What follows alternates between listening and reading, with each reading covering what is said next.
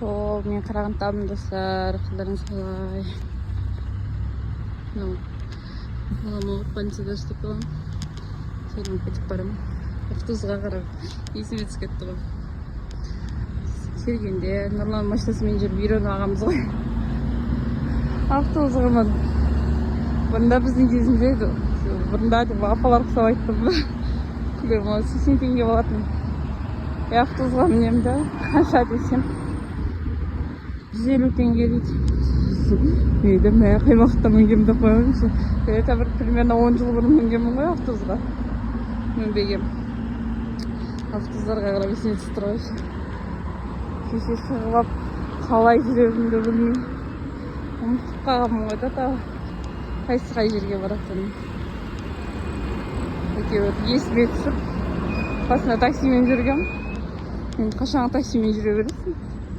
Кейіннен немен жүрсем, автобусқа мініп жүрмін. Сол жерге үлгермей қалдым. Сестрамның үйіне бара жатырмын. Сол достар.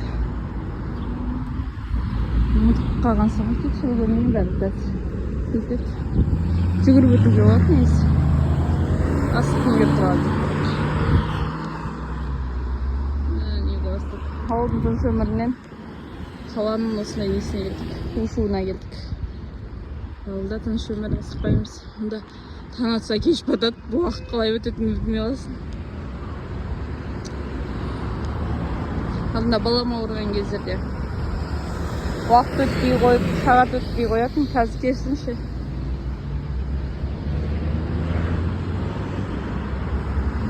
Баламның жанына бағана сүте көргем, ол 6 болды.